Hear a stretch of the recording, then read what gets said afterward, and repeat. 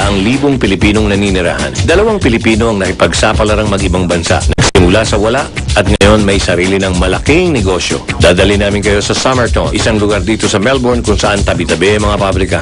Kung mapapansin nyo yan, Lanaval Services. Ang may-ari nito, Pinoy. Hi, Rose. Basta? Mabuti ho.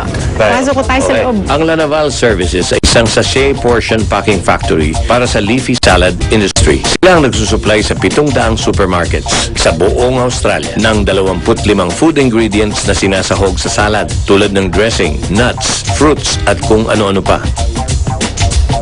Kulang ng kanin, ha? May anghang, ha? May anghang, ha? Pero nung una, hindi ganito kalaki ang Lanaval Services. Ordinaryong factory workers lang nagumpisa sa Australia. Sina Rose at Charlie Yao ang mga may-ari nito. Naging cleaner ako sa factory din. Nagtabas ako ng tela. Natutunan kong manahi. Industrial sewing machines. Ang boss ko sinabing, pwede ba kayong gumawa ng ganito? Night shift. Sabi namin, why not? We try it. So, ayun, naumpisahan namin ito maggawa ng mga sachet at nilalagay naman nila doon sa kanilang produkto na salad. Noon, mano-mano lang ang pagpapakete nila ng mga pagkain sa sachet. Pagkaraan ng 1 dekada, yan, kahit pa paano to? Oo, kahit paano. O yan, ito actual to, reality to, kasama natin si Rose. Yan. Yung camera pa natin. Lalagyan. Konti na lang ang buhok, Konti pero na. lalagyan natin. Parang gusto kitang kunan eh. O, ayan o. Okay, let's go. Fully air-conditioned at automated na ang factory ni Rose at Charlie Yao. Every year, nag-develop kami ng bagong equipment para makaproduce kami ng mas marami. Nagpapak kami ng cheddar cheese. Nagpapak ng noodles machine namin ito. Pero saan sumaabot ito? Bahala na sila. All over Australia. All over Australia. Lahat na yan. Ninang. Ayan, dressing yan. Citrus. At dito naman, kami gumagawa ng sliced olives. Manual pa rin ito kasi mahirap unseal. Isang silid ang nakalaan para sa isang robot na ang trabaho ay gumayat at mag-empake ng cheese. Idol kita, Tama. Pare, mga kababayan natin. Tama ng aming supervisor dito. Okay. Frankie. Dalawa lang ang mga puti na empleyado ni Rose at Charlie Yao. Kalimitan sa kanilang mga empleyado ay Pilipino. Pinapayagan daw kasi sila ng Australian government na mag-sponsor ng mga galing Pinas para bigyan ng trabaho sa kanilang factory sa Australia. Isa na ako sa mga natulungan ng kapwa ko Pilipino dito. And that's the reason why I'm sharing the same experience sa mga bagong dating na Pilipinos. Naging mabuti nga ang kapalaran para kina Rose at Charlie Yao. Sa katunayan, ang bahay na ito, na kumpleto sa mamahaling gamit, ay naipundar na ni Charlie sa isang maganda at tahimik na subdivision dito sa Melbourne. Thank you for coming to Australia. At para kay Rose naman, sila ni Charlie ang mga buhay na testamento na maaaring matupad ang mga imposible kapag nagpursige at nabigyan ng pagkakataon. Sa ating mga kababayang Pilipino, kami po ay nagpunta rito ng walang talagang kahit anong dala at talagang hard work lang. Sina Charlie at Rose Yao, dalawa sa mga Pilipinong pinagmamalaki natin sa Melbourne, Australia. Ako po ngayon ay nasa kalagitnaan ng Melbourne sa isang park na kung tawagin layang Albert Park, pasyalan ng mga residente dito. Ang nakikita niyo sa aking likuran, yan po ang Albert Lake. Isang man-made lake kung saan ginaganap ang taunang Australian Grand Prix dito mismo sa paligid nito.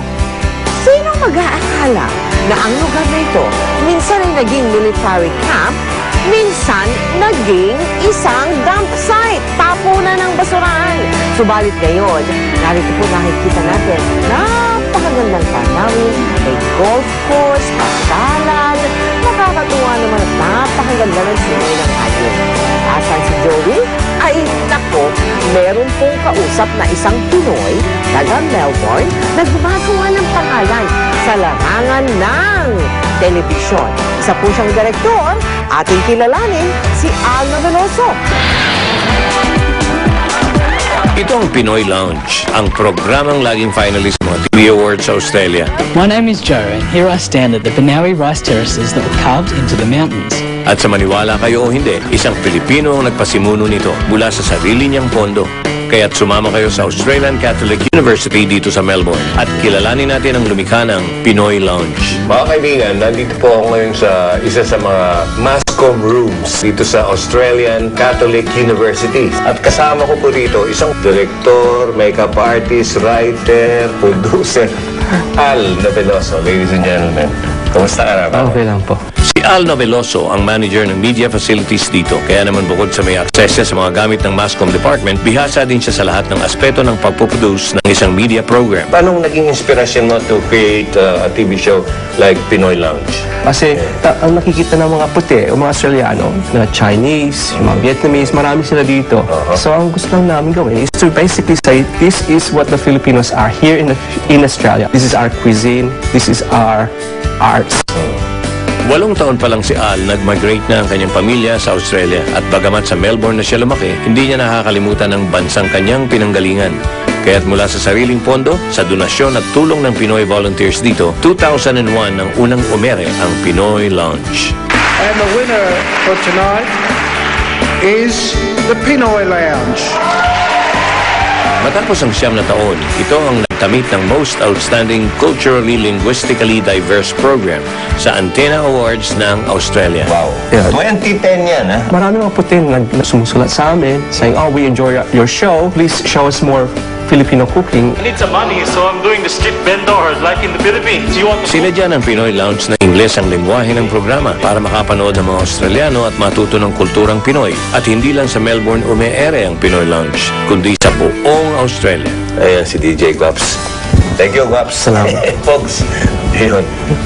Al Noveloso. Thank you. Sa Mel and Joey. Sa maikling pakikipanayam kay Al Noveloso, sa kanya ko natutunan na kahit ilang dekadang nasa ibang bansa, ang isang kababayan natin, hahanapin at babalikan pa rin niya ang kanyang pagka-Pilipino. Al, mula sa Mel and Joey, we wish you all the luck in the world. Marami pa po kaming pinasyalan. Meron pang mga Pilipinong ating pinausap. Ibabahagi namin lahat yan sa inyo sa pagpapatuloy ng Mel and Joey 6th Anniversary Special. Hello Philippines, welcome to Melbourne, Australia. I'm Jacqueline Bella at Manuel Services. Thank you. Hi mga papa! Sige ba kayo po? Sa Melbourne! Hello, kumusta? Sa mga taga-Kalamba, ito na po kami sa Melbourne, sa LCBA, sa amin, sa Mahada. Kamusta kayo lahat dyan? Taga-PC, Philippine Auto Components, kamusta kayo dyan? Mabuhay! Mabuhay! Kamusta sa mga taga-Sagang Pako? Ating, Malawi, buong Pangasinan. Hello Ate Mercy! Lahat ng family ko sa Pinamanasa. Okay? Mabuhay! Melbourne! Happy 6th anniversary, Mel and Joey! Big Six Trivia number 4. Noong araw ng February 26, 1961, ang huling biyahe ng tram sa Sydney, Australia. Ito yung matatanong may ilalim mo. Ayoko, takot ako. Mga for... Akala ko ganun lang kasimple, may ano, may... Gumagalaw ba? Ayoko na rin pag gumagalaw.